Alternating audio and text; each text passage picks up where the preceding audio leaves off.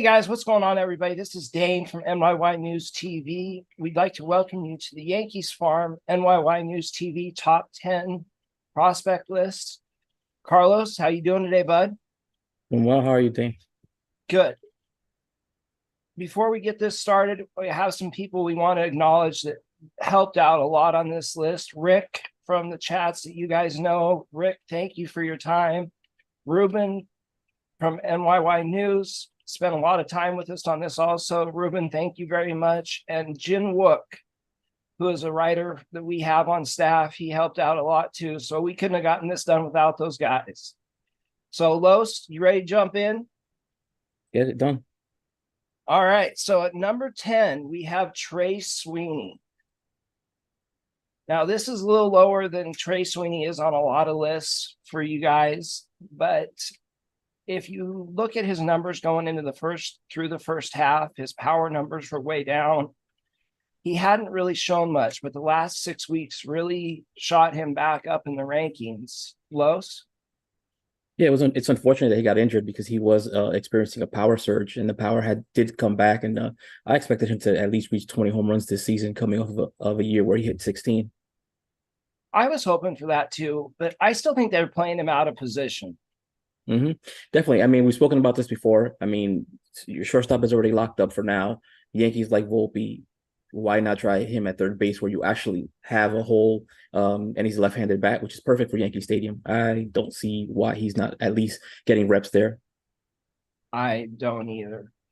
But they have to make that decision soon because he is coming. I mean, he's in AA. He'll be in AAA next year. That decision Mm-hmm. has to be made if he's got a future with the Yankees. So this winter, what they do with him is going to be quite important.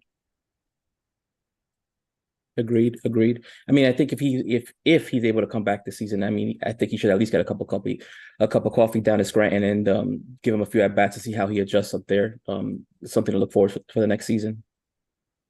You think he's got any shot being our third baseman next year? I mean, it's an open. I think it's it's open right now. It's anybody's who's able to take and get a grasp of it. I really would like to see him at third because of the bat, as we mentioned. Mm-hmm. We need more lefties in the lineup Yep. so badly, and he's built at 6'4" and about 200 pounds, like a third baseman. He's got the arm strength to play third base, and Mm-hmm. he moves well as obviously being a shortstop. I think he's got all the tools to be a very good long-term third baseman for us. We just need him. Obviously, we need someone in the farm system or in the front office. That's a bad joke. To move him to the right position. I mean, I agree. If it's not him, well, for me, it's going to be either him or it's going to be Hardman. So we'll see what they do. Right. So, number 9, Will Warren. Will Warren was really, really high up on this list earlier this year. I wrote an article about him, and I really thought that he was going to be the guy that stepped into the rotation next year when we had Severino leave. And, who knows what's going on with Nestor. Montas obviously isn't coming back this year. I thought Warren was going to step up, but he's been passed. So what are your thoughts on Warren and his future? I mean, I thought he was going to be one of the next guys up, the next guy up. I mean, and if some people look at his numbers right now, they're a little inflated at Scranton, but you got to take into consideration that the ball's a little bit more quote unquote juiced down there. If you look at the offensive numbers throughout the league, and you'll see they're all a little bit inflated. So I wouldn't take that too much to heart. Numbers wise, what as far as the strikeouts, walks, what do you see from that? I think he's doing what about 10 Ks per nine right now. He was a Pretty little bit close. higher up at AA. He was a little higher at AA. Obviously, it's going to come down a little bit once he gets to AAA because they're a little bit more experienced there. And as I said, the balls they're using a different ball there, so it was expected. A little bit, but he was pitching to a high 2 ERA in AA, and now he's got a close to a 5 ERA at AAA. Yeah, Do you think yeah, that's he was because he's pitching. working on stuff, or do you think that Yeah, at it's a Somerset he was pitching refine? to it. a Somerset, he was pitching to a 2.45 ERA. It's almost doubled that in Scranton. Again, it's a result of the ball that they're using there. And he could be working on different things as well. I mean, like I said, don't look too deep into it right now. He's a very good pitcher. I can't wait to see what he does next season. I really hope we get a chance to see him next season as well. We need him. He's got a really unique pitch mix with 6 pitches, throws the four seam, the sinker, the cutter. Was obviously that sweeper of his is just filthy, changeup, curveball. And they're all about above average pitches or better. Do you think that he needs to refine that pitch package at all at the major league level, or do you think he can throw all 6 of those pitches for strikes? No, I would definitely either drop a pitch or two at the next level. That's something that I would be working on, to tighten up the other repertoire. I mean, I don't think he needs 6 pitches, so I would probably drop one and focus more on 4 or 5 pitches. And Rick was a big guy that converted me to this because he was telling me that not many guys pitch with 6 pitches in the major leagues, and he's right. They just don't. You see guys like Jamison Tyon and Yu Darvish are about the only guys off the top of your head that I can think of that get away with it consistently. Maybe that's why the numbers are a little inflated at AAA, because he's trying to work on what are going to be his 4 or 5 pitches. Oh, that's definitely a possibility. Yeah, absolutely. I'd also like to see, well, they're not going to make a playoff run this year, but I would have liked to have seen him getting called up in a bullpen role towards the end of the year, kind of get his feet wet. Yeah, absolutely agree. I think I saw today Matt Blake was talking about that maybe Beater might be a guy that they look at to call up. I'm not sure if that actually happens because he's not on the 40-man yet, but we'll see what they do. Right. Hopefully. Now, our number 8, excuse me, Austin Wells. This is a lot lower than a lot of lists have Austin Wells. And I know, at least among the team, there was a great deal of disparity between us where we ranked him. The biggest reason I have Austin down is he's hitting 238 on the year compared to hitting over 300 last year. The numbers just aren't as good. And we've all heard about the problems with the arm. We know he's a good game caller, a good receiver. He's a good major league pitchers love pitching to him. All you have to do is reference Rodon and Sevy going down and pitching to him, and them just saying they let him call the game. But is he going to be able to throw anybody out with that arm? I mean, we've spoken about this before. It is what it is. He doesn't have the strongest arm, but he's worked on everything else, and everything else has gotten better. His pass balls have gotten better, blocking, calling, framing, all of that has improved. But it's just his arm is his arm. There's nothing he's gonna be able to do about that. If that's not something that the Yankees can live with, then they need to make a decision and see if he can play for some first base. Do you think the bat has enough pop in it to play first base? I think so. I believe so. I think he's a very good hitter. He is a very good hit. Well, he has been until this year. I just don't understand how a guy that walked out of bed and hit 300 every year until this year has dropped his average below 250. It's just a little concerning for me, which is why we have him dropped on the list. One of the things, I mean, there were injuries and maybe he was nicked up to start the season. I know at Somerset he hit 233. At Scranton right now he's hitting about 260. I know I think it was over the last 11 or 12 games, he is hitting 275. So he is adjusting a bit. He's also not striking out as much as he was. That's a good thing. So what do you see from him in the future? Do you think that the Yankees are actually going to give him a shot in the next between now and next year, or do you think he's a trade piece? I would love for him to be on this team. I think he would be a great player on this team, and the fans would immediately take to him. Yeah, they would. He's everything that they love. He's an accountable guy. He's a very down-to-earth guy, and being Volpe's best friend doesn't hurt. Absolutely not. Well, I just need to see more from Austin at the advanced levels before I Mhm. decide really what I think he is. But I sure hope to see him behind the plate in the near future, maybe in an expanded role where he sees some time at first base and DH also to get that bat in the lineup, because that look at that swing. It's made for Yankee Stadium. I mean, that's my biggest thing is I just want to see the bat in the lineup. I mean, we already know that he can play at the major league level. I just want to see it. Now, number 7 is exciting. Roderick Arias. You've been a big Roderick guy for a long time. Why don't you tell us hmm about him? Unfortunately another guy who just we lost him to injury. He was having a very good season, 267, 423 on base. He had six home runs, 26 RBIs. His walk rate was identical to last season, which was 20.1, and a 22% K rate, which means he dropped it about 11% from last season. He was having a very good season up until that injury, and it's just unfortunate. It is unfortunate, but I think it's still at his young age, the tools and talent that stand out the most. And when you look at those tools and talent tools grades, they're among the top 3, 4 in the system. I mean, hmm he's a 60 fielder, 70 runner, 70 arm. I mean, the comp has always been Francisco Lindor with more power and better speed. Is that what you see? Yeah, I mean we've seen these numbers. I think it was from Pipeline. I saw give him a 70 arm, 55 field, and I've heard from scouts that have actually seen him play the same thing, that his defense is very good. Like I said, it's just unfortunate that his season had to end a little bit earlier. I'm a little excited because I'm hoping to see him at Tampa next season, which means I'll get to see him in person. Yeah, I'll be jealous of that. Now, here is a question for you. He's probably 2, 3 years away. The Yankees have Volpe installed at shortstop. If Roderick develops into the kind of player that everyone, including me, believes that he's going to be, who moves?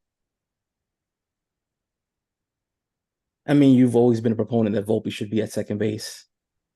Um, I, I, I don't know. I don't know. I would need to see a little bit more of him, especially once he gets to Somerset, and from there I can make him another decision or a better decision. But I am not sure. I mean, Sorry, I put you in the trip box a little bit. there's so many good middle infielders in the system, and There more are so coming. many. Yeah. And if you guys look farther down this list, you'll see about 15 or 20 more middle infield, third base types that we have. And we just drafted about 4 more. So there's lots more of those kind of guys coming. But what we don't have a lot of is our number 6 prospect. That's Agustin Ramirez. He has been your guy since we started talking. So let's Mhm. hear about him from your perspective. I mean, I thought the guy should have been the MVP of the FCL last season. He had 51 RBIs, which led the league by a lot. His 6 home runs in that league was tied for the lead also this season. He started a little bit slow at Tampa. He only hit 245, but I saw him play 2 games at Tampa. And to me, I mean, again, it's just my observation. He just didn't look happy. And I'm assuming that's because he was platooning. He wasn't playing every day. I think every single game that I went to see him, he wasn't playing or he was DHing. And once he got to Hudson, he just took off. He just took off. It's like he was unleashed.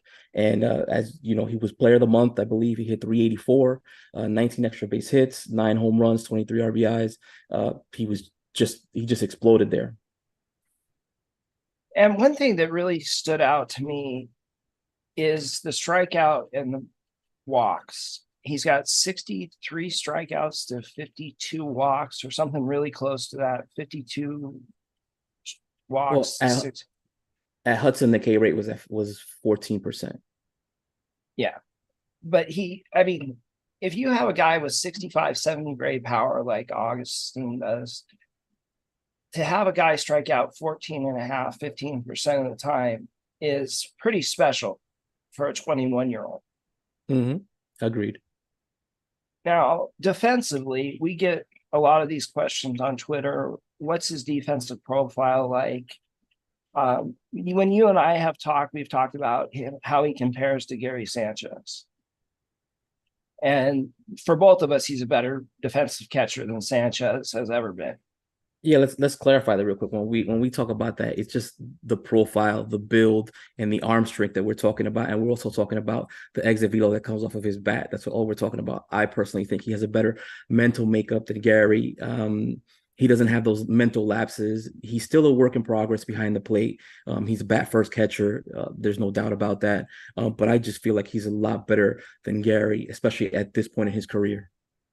But the defense isn't bad by any It's means. not. No. It's just needs some more refinement. The game calling, the framing's actually really good. It's the game calling and the receiving that he needs some work with, but he's got a cannon for an arm.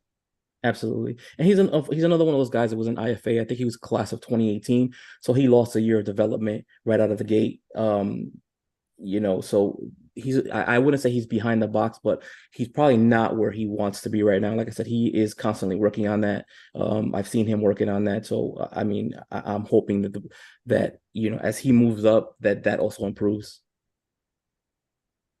Now he just got the bump to AA, obviously. He's kind of probably a year away, year and a half away. Do you see him as a primary catcher, or do you see him that they will try to get at bats with a DH or maybe even a little first base? I mean, I think they would want his bat just in the lineup, but it's a premium if you can get it from behind the plate, an absolute premium, and I think it's an actual bonus if you get it from behind the plate. Sorry, I was checking the chat. Go ahead. No, I was saying if you get his bat, they would want his bat in the lineup any way possible. But if you can get it from behind the plate, it's just a bonus. It's a lot better to get it from the catcher position. Oh, absolutely. You have a catcher that provides offensive value in the Adelaide Rushman. Yeah, as a run producer, absolutely, it's a bonus. Yeah, it is. It's absolutely a bonus. I think he is going. I love the work ethic. I love the personality. I love the flair that he plays the game with. I love the way he finishes when he hits a ball hard. I'm just very, very excited for him. Yeah. I know someone is asking about if Austin Wells would reach the majors this season. I mean, I personally I'm not sure because of the way the Yankees have made moves this season. It would make sense if they actually, give him a call up and played him behind the plate a little bit just to see what they have. It would make absolute sense. You have nothing to lose at this point. I've said this before. Let's stop pretending that this is a playoff caliber team. Let's stop pretending that this is at least even a wild card team. Let's just move on to the next phase and see what some of these prospects can provide you next season. Because even by Steinbrenner's, he's handcuffed himself by setting a soft cap on this team. You need to find players who can actually produce for you and actually want to play and are hungry to play. Yeah, I saw that scene in the dugout last night with Rizzo and Stanton and Judge all sitting there smiling when they were getting their cans kicked. And that's frustrating to me. I mean, let's get the kids up and give them a shot, and maybe they'll be a little bit more hungry to win the games. So if that includes Austin Wells, get him up. Absolutely agree with you. Okay. Now, this is where the interesting part of the list comes. Number 5. This was a guy I had a lot higher earlier in the year. Spencer Jones. So why has he dropped from, say, number 3, where I had him earlier in the year, to down this list a couple spots? I mean, I'm still very excited about Spencer Jones. I think he can still be a very good player, but his season has just been a lot of valleys and peaks. We've spoken about this before. There's highs where he's hitting 340 for a month, and then there's a month where he's just looks completely lost. I think his K rate peaked at around 34%. I forgot what month that was, but and he's pretty much going through that right now. I think in August he's hitting 217 and the strikeout rate, which he got down in July to 20%. Is now back up to 29% with almost no power. Yeah. But the one thing that I have been impressed with him all year is the doubles and the stolen bases. He's got 26 doubles, 30 stolen bases. And this guy is a big man, being 6'7", 245. he can flat move, as the stolen bases show. But that also helps his defensive profile and center field. I think he's a legit center fielder long term. What about you? Yeah, I think he could be a center fielder. I mean, I've spoken about this before, and I think, going into next season, my hope is that the Yankees are somehow able to get Bellinger and then maybe eventually shift him to first base, and that way Spencer can slide into center field. And going back into his offense, I preferred if, they stopped tinkering with his launch angle too much. I preferred he be a high batting average guy who smacks line drives into the gaps. He's hitting 30 doubles or something like that, as opposed to him hitting, 230 with 30 home runs.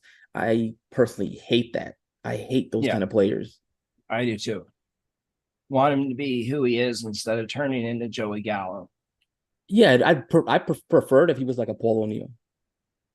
I think he's got a lot of Kyle Tucker in him as far as his offensive profile and defensive profile. They're both athletic, bigger guys that run well. And they fill the stat sheets. I'm still very, very high on Jones as far as his future. I just want to see that strikeout rate come down to where it will make sense for him in the future at the major league level. 20 up to 30% in high A is not a good sign. That's where Florial was. We've seen what the Yankees have done with him. So and fans have also killed Florial for his strikeout rate, which is actually under 30%. Yeah. Finally. But he's still never going to get a shot. I'm not going to touch it. Sorry. Okay, so let's jump to number 4. And we had serious debates about where to put this guy as far as who is the top pitcher. And you have swayed me. Drew Thorpe is number 4 for us. But after that double A debut, he was absolutely fantastic in. Why don't we go through that a little bit? As you can see, it's on the screen right now. Yeah, his debut was phenomenal. I don't think you could have asked for anything better. I mean, I expected him to have a good game, but this is just next level type of shit. I mean, he went 8 shutout innings. I think he had just 2 hits, 9 strikeouts, an absolutely phenomenal debut. Yeah, and 92 pitches. He was in command. Like I said, we talked, I missed his first batter, but after that, I saw the whole game. It was a masterclass in pitch command, pitching downhill, and pitching with a purpose. Every single one of his pitches that he threw, it was setting somebody up. And that changeup is just absolutely wicked. I have never seen someone have a changeup that people swing over so much, even though they know it's coming. Yep.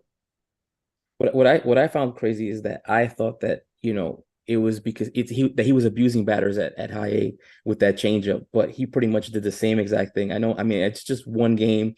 It is the Rumble Ponies. They're pretty much a nemesis for Somerset. So it was a really good indication of, just how good that pitch is. Yeah, and that is the Double A Mets team that just got Acuna Jr. or Acuna's brother, the kid from Houston. They have like 4 top 100 prospects on there, and he just flat dominated that whole game. Yep. The velo was 92 and he snuck up to 95, but he is not a power pitcher. He's a guy that'll rock you to sleep with his stuff, not knock you out with it. I'm really excited by his future. I don't know what his ceiling is. I'm not going to say he's going to be an ace, but he's definitely got a floor of a 4 or 5 starter. I mean, I think he could be that next year. Yeah, I could definitely see him going up, at least to AAA, pretty much doing the same thing, especially if we continue to see his development, his growth, as we have been watching him down at Hudson. I'm really excited to see his next start. Sorry. So let's jump into our number 3, Everson Pereira. Pereira has been one of the better hitters all year in our system. The average is at 300 for the year. Let's see. The OBP, 364. yeah, he's just having a fantastic year. The only question with Everson has ever been staying healthy. Do Mm-hmm. you think that he's going to be able to stay healthy more in the future? What do you think his future's like? Um, this is a constant issue with him, it's just a health thing with him. And he has a tendency to miss a lot of games when he does have a tendency to miss games. I don't know how many games he missed this season. I would say it was about 20 something. But the thing about him is he can hit, he could flat out hit. He makes a lot of contact, a lot of loud contact. I know he's another one with a high strikeout rate, and people have pointed this out, but the guy just makes a lot of contact, and when he hits those home runs, they come in bunches from him. Yeah, they do. And as I said, when Pete and I were on talking about prospects a couple weeks ago, I think that a comp for him, if he reaches his ceiling, is Justin Upton. The power, the speed, the good defense. And when I reference Justin Upton, I mean prime Justin Upton. I think he can be an all-star, not a perennial all-star, but someone that makes some all-star games and plays the same position for a team for 10 years. Yeah, I mean, that's pretty much what I see. I see a guy who could be a franchise piece for at least 10 years. We've spoken about this before, almost like a Brett Gardner. I mean, that's what I see from him. I see a solid guy who will hit in upper to mid 260 to maybe 280 with 20 plus home runs, 80 RBIs a season. And every team needs something like that. Like you said, he might not be a perennial all-star, but he'll definitely make a couple all-stars. For sure. Now, as far as a position for him in the major leagues, do you think he can play center? I think he can play center. He'll probably settle in at left, though. Okay. Number 2, Chase Hampton. Chase, you were the guy that was on Chase first, so we'll let you go with him. Oh, he was an absolute beast at Hudson Valley. Pitched a 2.66 ERA, 47 innings, 77 strikeouts. Absolutely phenomenal. Right now at Somerset, he's not pitching as well as he was at Hudson Valley, and it could be that he's coming up against the wall right now. I looked at his numbers last season at college. He only threw, I think, 56 innings. And this season, he's already at 95. Right. So that could be a big reason why the stuff has ticked down a little bit over the last couple of starts. You're not seeing the fastball get 98, 97 like we were earlier in the year. Yeah, he could be running on the gas. Yeah. But as far as... Go ahead. Go ahead. No, please, you go ahead. No, I was gonna say this, going back to Thorpe real quick, the same thing with Thorpe. Thorpe is almost coming up against his the innings that he pitched last season in college. So those are just two things to look at, or to keep an eye on, to see how much more they get, how many more innings they get in the season. Thorpe sure didn't look like he was out of gas, though.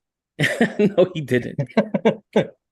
So, but as far as Chase goes, stuff-wise, he has 3 pitches that he can start batters with his 4-seam, obviously his cutter, which I think is one of the better pitches in the system. And he can pitch off of his slider too. So he has 3 consistent pitches that he can start counts with.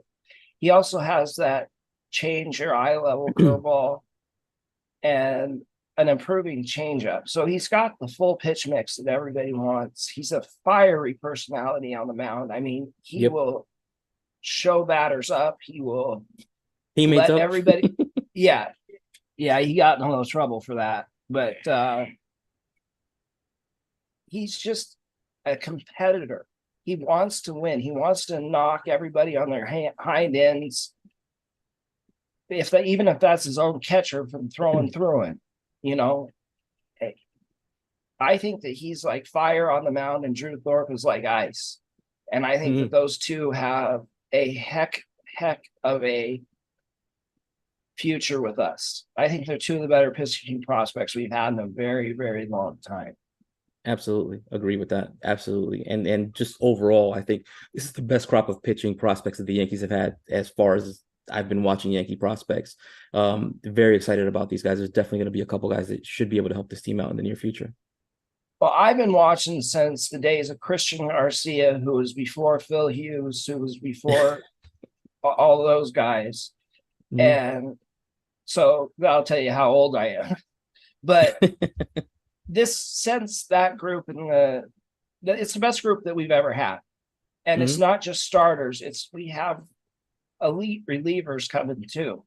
The Yep. pitchers are it's just stacked in the system, and people need to be very excited about what we have coming.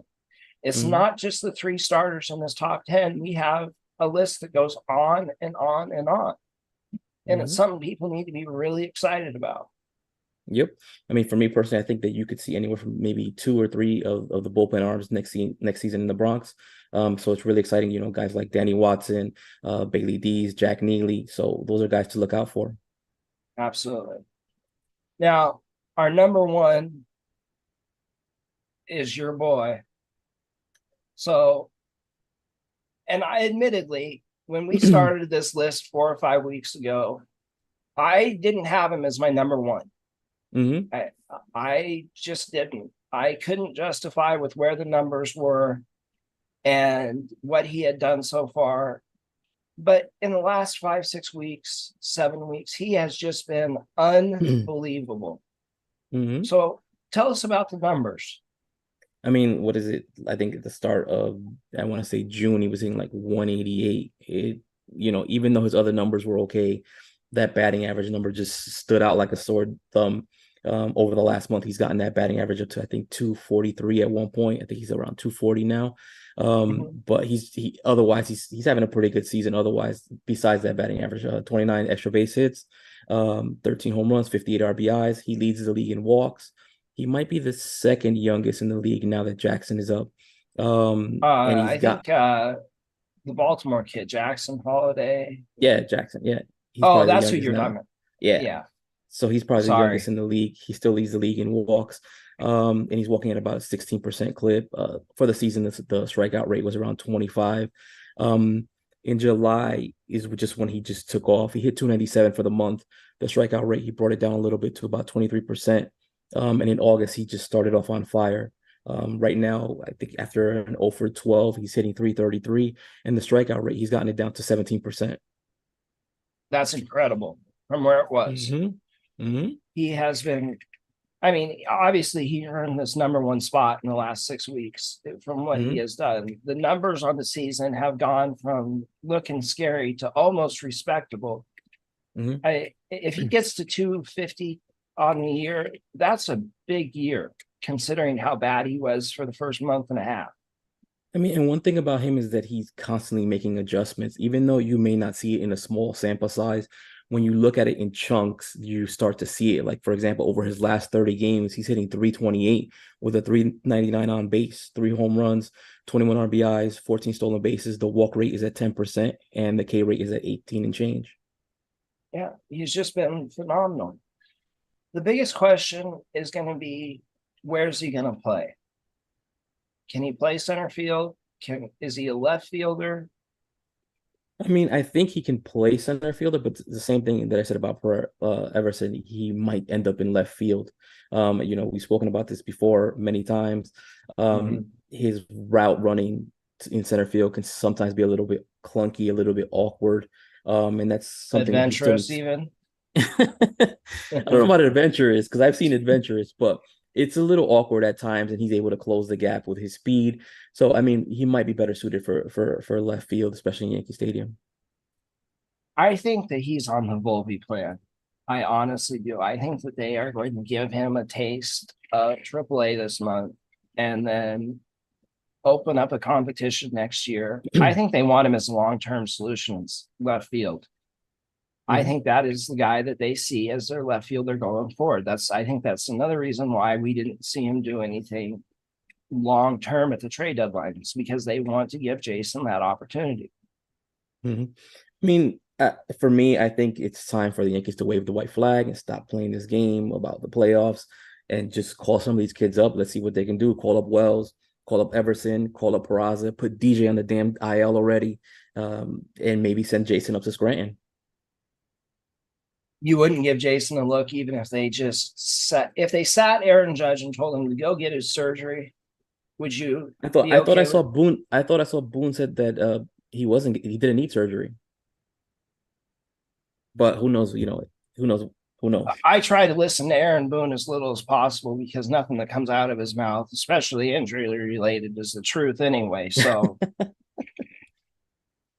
I mean, I uh, like I said, I would prefer to have Jasson, get a look at AAA first. If you still want to send them up to the Bronx, then just make a decision after a few weeks. But I would send Everson, then send Jasson. You know how that works. One move follows another move. yeah. So, guys, now we want to open up the floor to you guys. You guys have questions, have stuff you want us to answer, please send them in. We'll do our very, very best for as long as we got. So, Yeah, if, Dayne, I'll just yep, jump in. I already got a lot of the questions ready. So please. I'll just say it to you guys and please go right ahead and answer. Okay. The first question is from Jonathan. What future do you see for Chase Hampton on the Yankees? You or me, Los. Go ahead. I think that he's going to get a shot in the rotation sometime about mid-season next year. And I think that he's got a ceiling of number two starter. And I think he's going to get a shot with the Yankees as well. I definitely that's the same thing I'm thinking. He could be a solid number two behind Cole. I don't know about when exactly it is that he'll get the call if he breaks camp or if he comes mid-season, but I definitely can see him as a long-term number two behind Cole. Okay. Next one we have is by Jonathan. Could Drew Thorpe pitch in the major leagues next year? Yes. Yeah, he probably could. Yeah. Absolutely for me. I think he could get major league outs right now. I'm not saying that he would have a 2.5 ERA, but if you look back to spring training and what he did, he was up late in spring training when he got outs then. I think he could get outs now. And unless the Yankees decide that they're going to sign Yamamoto and bring in another rotation piece, they're going to need at least one or two guys from our system in that rotation at some point. So, and I think Thorpe might be the best one down there. So, yeah, I think he's got a very good shot next year to be in the rotation. With Thorpe, I think he's a little bit more polished than all of the other guys. I think the other He ones, like for is. Chase, I think Chase still hasn't hit his ceiling yet. There's still a little bit more growth to do there. And I just think Thorpe is not pretty much done, but he's a lot more polished and he's a lot more ready. He just needs a little bit more experience.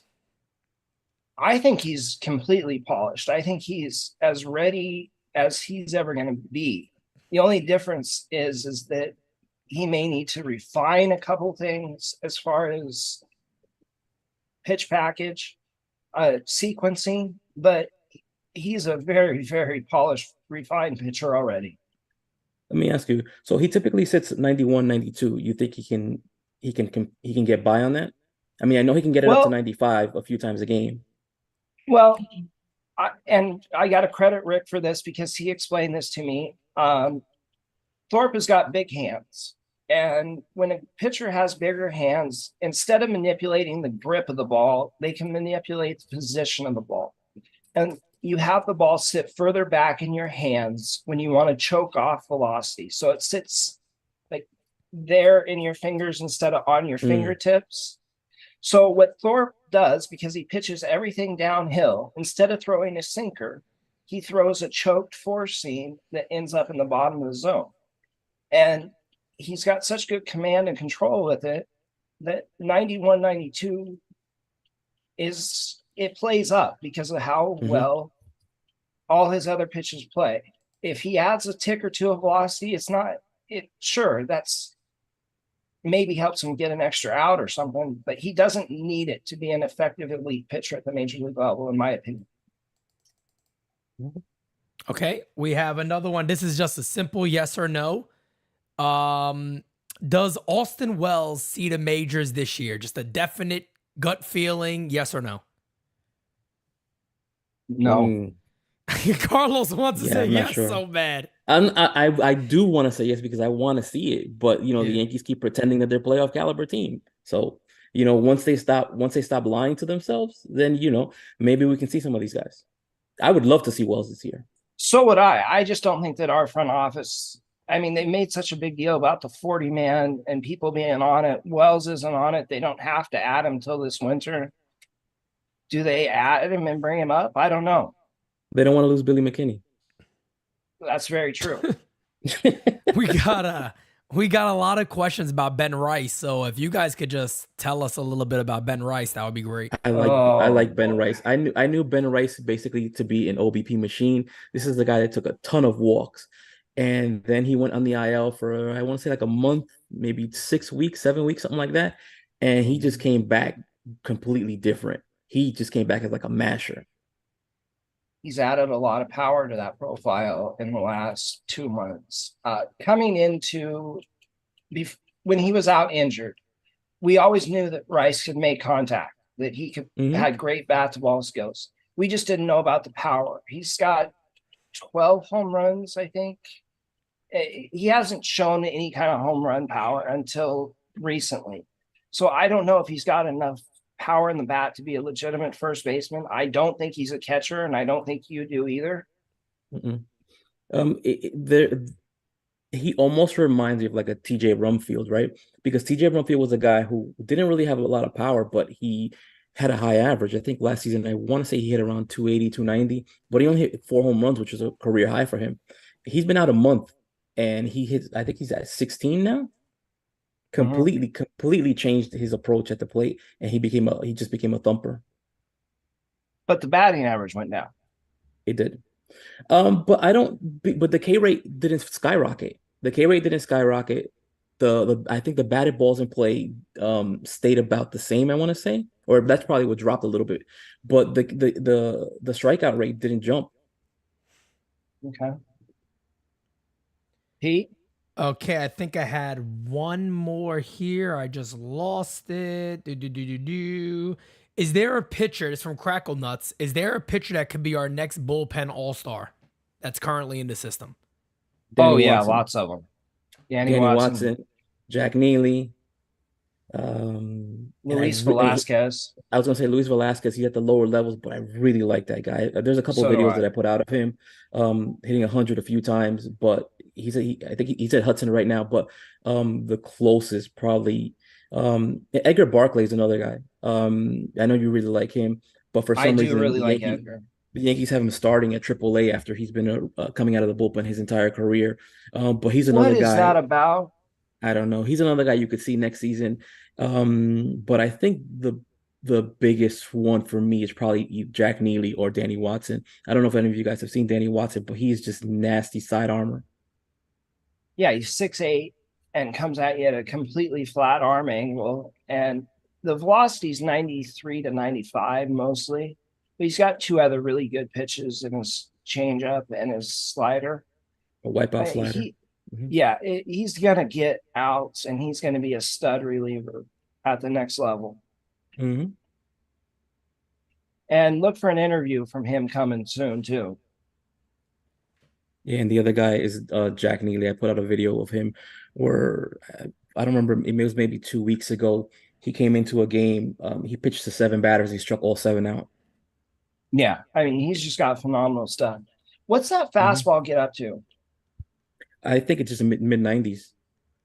He's not it's not. I haven't seen him go 98 plus. It's like I would say 94, 95. Do you like him or Marinaccio better? We could trade Marinaccio. Good point. Yeah, anything else for us, boss? This is one from D-Rod. I don't know if maybe he could give a little detail. He said, "Can you rank the kids coming up this year, if any, in order?" What does that mean? Yeah, I'm not sure what that means either. D-Rod, if you can just throw in the chat briefly, what exactly does that mean? And then Crackle Nut said, "Where does Spencer Jones play? Does he go to first or does he stick in the outfield?" Outfield for me.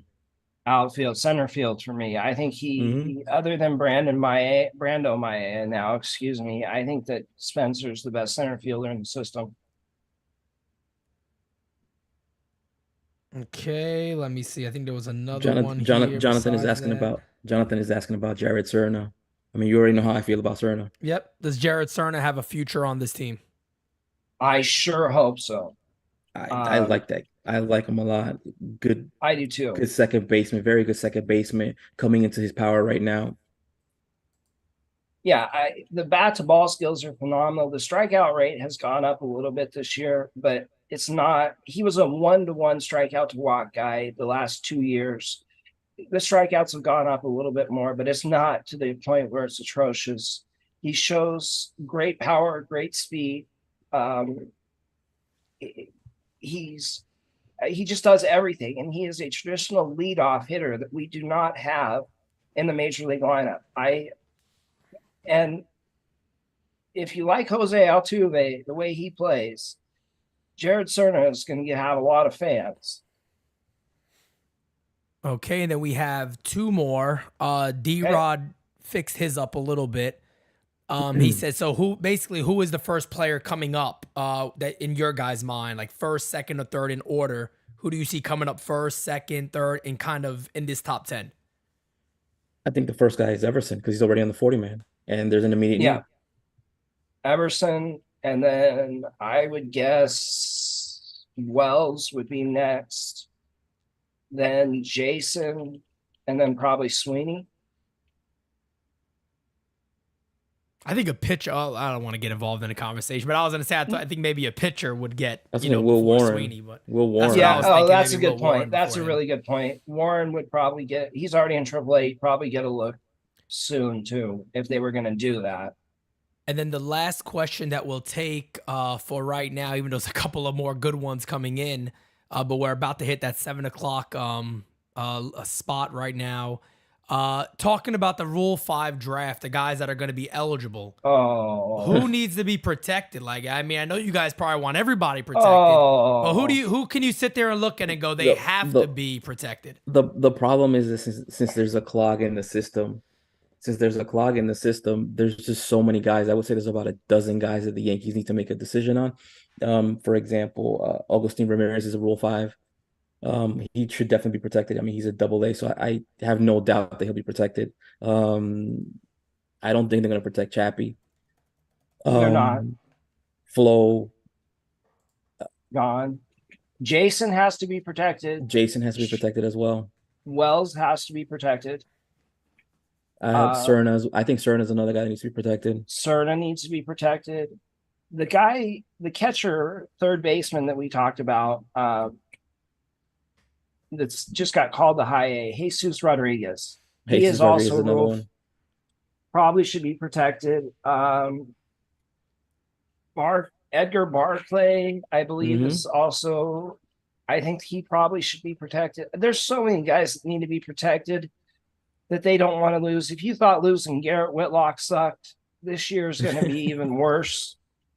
And that's the thing that's the thing that was wild to me, is that there's just so many prospects and because Cashman typically trades the Rule 5 guys first.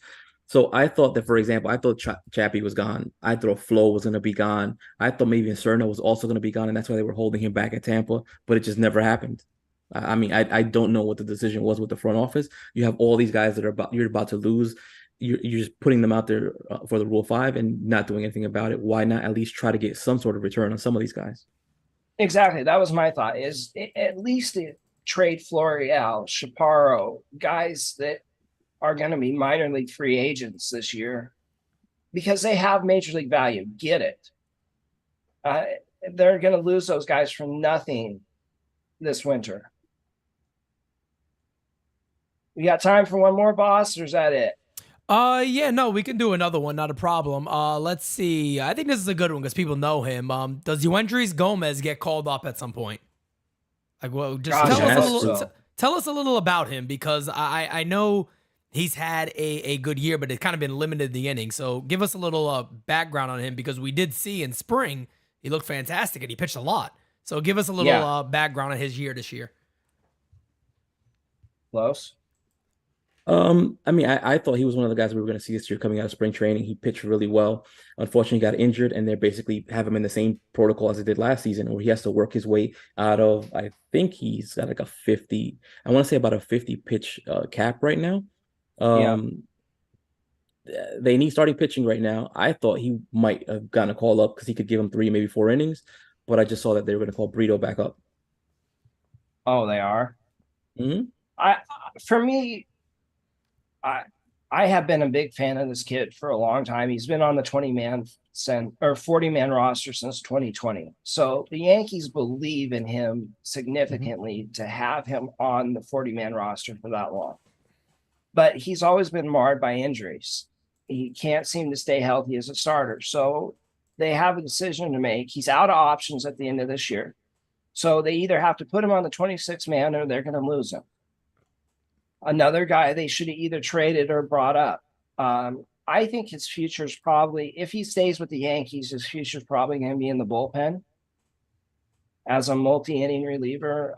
I think he could have a chance as a Mike King type from last year. Mm.